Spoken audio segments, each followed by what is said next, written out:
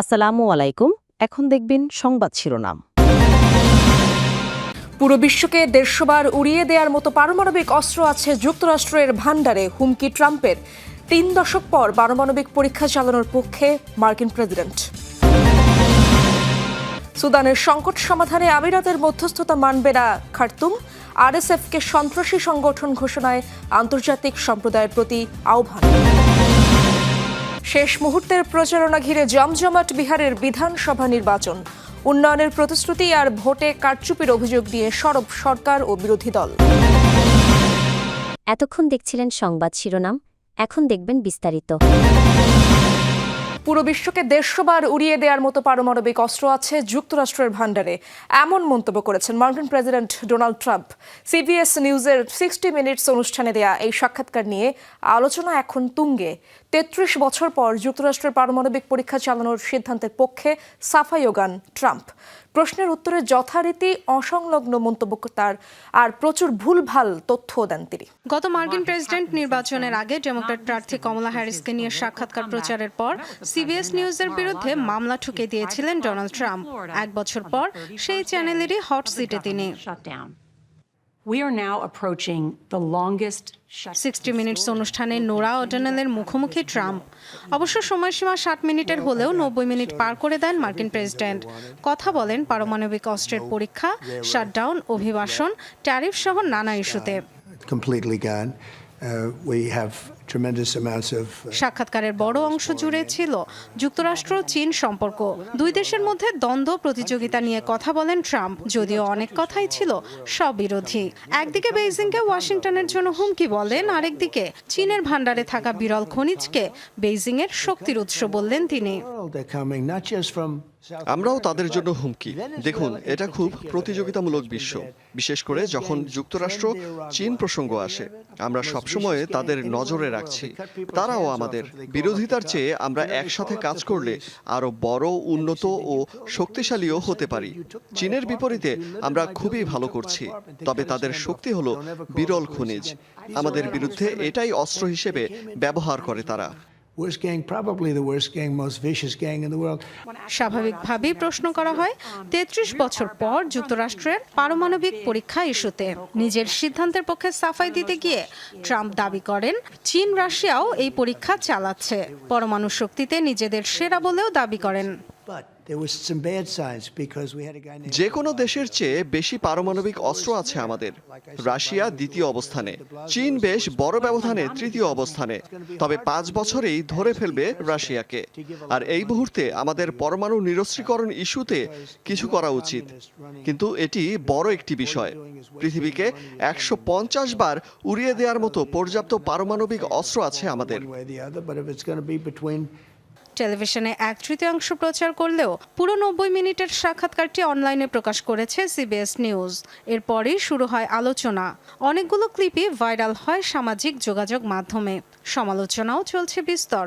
নেটিজেনরা বলছেন, ট্রাম্প মিথ্যার পর মিথ্যা বলে গেলেও ঝামেলা এড়াতে তা শুধরে দেননি প্রশ্নকর্তা। সুদানে চলমান সংকট সমাধানে মধ্যস্থতাকারী হিসেবে আরব আমিরাতকে মেনে নেবে না খার্তুম স্পষ্ট জানিয়ে দিয়েছেন দেশটির শীর্ষ কূটনীতিক ইমাদ এল-দিন মুস্তাফা আদওয়ারি। আরএসএফকে সন্ত্রাসী সংগঠন হিসেবে ঘোষণার জন্য আন্তর্জাতিক সম্প্রদায়ের প্রতি আহ্বান জানান তিনি। আধা সামরিক বাহিনীটির সাথে খার্তুম প্রশাসন কোনো ধরনের আলোচনায় বসবে না বলেও সাফ জানিয়ে দেন আদাউই। অন্যদিকে চরম মানবিক সংকটের মাঝে প্রাণ বাঁচাতে দারফুর ও কর্দোফান ছেড়ে পালাচ্ছে হাজার হাজার মানুষ। যেই সংযুক্ত আরব আমিরাতের বিরুদ্ধে উঠেছে সুদানে গণহত্যা ও যুদ্ধাপরাধে সম্পৃক্ততার অভিযোগ, সেই দেশই আবার রয়েছে দেশটির শান্তি আলোচনার মধ্যস্থতাকারী হিসেবে। সুদানে রাজনৈতিক সমাধানে পৌঁছানোর লক্ষ্য নিয়ে গেল সেপ্টেম্বরে যুক্তরাষ্ট্রের নেতৃত্বে গঠিত কোয়ার্টেট জোটের সদস্য আমিরাতের পাশাপাশি রয়েছে মিশর ও সৌদি আরব। তবে মধ্যস্থতাকারীর ভূমিকায় আবুধাবি থাকলে জোটটির উদ্যোগে কোনো ধরনের আলোচনায় অংশ নেবে না সুদান। জোর গলায় একথা জানিয়েছেন মিশরে নিযুক্ত সুদানের রাষ্ট্রদূত ইমাদ এল-দিন মুস্তাফা আদাউই। দেশটির বিরুদ্ধে প্যারামিলিটারি বাহিনী আরএসএফকে আর্থিক ও অস্ত্র সহায়তা দেওয়ার অভিযোগও তোলেন তিনি। যতক্ষণ সংযুক্ত আরব আমিরাত মধ্যস্থতাকারীর ভূমিকায় রয়েছে, আমরা জোটের উদ্যোগে কোনো ধরনের আলোচনায় অংশ নেব না। আবুধাবি চাইলেই তাদের আসল অবস্থান পরিষ্কার করতে পারে, কিন্তু আমরা তাদেরকে নিরপেক্ষ মধ্যস্থতাকারী হিসেবে ভরসা করছি না। আরএসএফের বিরুদ্ধে বেসামরিক নাগরিকদের ওপর যুদ্ধাপরাধ ও গণহত্যা চালানোর অভিযোগ তোলেন আদাউই। এমন পরিস্থিতিতে কেবল নিন্দা না জানিয়ে আন্তর্জাতিক সম্প্রদায়ের প্রতি কার্যকর ব্যবস্থা নেয়ার আহ্বান জানান তিনি। আন্তর্জাতিক মানদণ্ড অনুযায়ী আরএসএফকে একটি সন্ত্রাসী সংগঠন হিসেবে ঘোষণার দাবিও তোলেন সুদানের এই শীর্ষ কূটনীতিক। প্যারামিলিটারি বাহিনীর সঙ্গে খার্তুম সরকার ও সেনাবাহিনী কোনো আলোচনায় বসবে না বলেও স্পষ্টভাবে জানান তিনি। অন্যদিকে আরএসএফ আল-ফাশিরের দখল নেয়ার পর থেকে চলছে ব্যাপক বাস্তুচ্যুতি। পালিয়ে আসা হাজার হাজার মানুষ আশ্রয় নিচ্ছে নর্দার্ন প্রদেশের আলদেবা শহরে। সুদান প্রশাসন জানিয়েছে নতুন আশ্রয় শিবিরে ব্যবস্থা করা হয়েছে খাদ্য, চিকিৎসা ও নিরাপত্তার। আলদেবায় এরই মধ্যে আশ্রয় নিয়েছে 4000-এরও বেশি মানুষ। শহরের পূর্বাঞ্চলে আল আফাদ এলাকায়ও চলছে নতুন আশ্রয় শিবির নির্মাণের কাজ। প্রাণের ভয়ে উত্তর ও দক্ষিণ কর্দোফান থেকেও পালাচ্ছে মানুষ। হোয়াইট নাইলে আশ্রয় নিয়েছে উত্তর কর্দোফানের অন্তত 1200 বাসিন্দা, আর দক্ষিণ কর্দোফান ছেড়েছেন প্রায় 400 সুদানিজ। ইসরায়েলের কাছে আরও 3 জিম্মির মরদেহ হস্তান্তর করেছে হামাস। রোববার রেড ক্রসের মাধ্যমে গাজা থেকে 3টি কফিন গ্রহণ করেছে আইডিএফ। তেল আবিব প্রশাসন জানায় ইসরায়েলের নেয়ার পরেই শুরু হবে মরদেহগুলো শনাক্তকরণের কাজ। এ নিয়ে মোট 17 জন ইসরায়েলি ও বিদেশি জিম্মির মরদেহ ফেরত দিয়েছে সশস্ত্র গোষ্ঠীটি। বিনিময়ে 225 ফিলিস্তিনির মরদেহ হস্তান্তর করেছে ইসরায়েল। চুক্তি অনুযায়ী এখনও উপত্যকাটিতে রয়ে গেছে 8 ইসরায়েলি ও বিদেশি জিম্মির মরদেহ।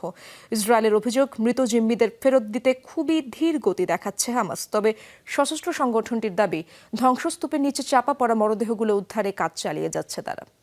প্রতিশ্রুতি আর কারচুপির অভিযোগকে ঘিরে বিহারে চলছে বিধানসভা নির্বাচনের শেষ মুহূর্তের প্রচারণা। কংগ্রেস সহ বিরোধী দলগুলোর অভিযোগ, মহারাষ্ট্র, মধ্যপ্রদেশের মতো বিহারেও ভোট চুরি করে ক্ষমতায় আসতে চায় বিজেপি। অন্যদিকে কেন্দ্রের ক্ষমতাসীনরা চালাচ্ছে ধর্ম ও উন্নয়নের প্রচারণা।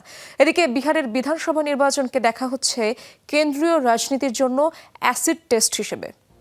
চলছে শেষ মুহূর্তের প্রচারণা, তাই সর্বোচ্চ উজাড় করে দিয়েই দল আর প্রার্থীদের পক্ষে চলছে ক্যাম্পেইন।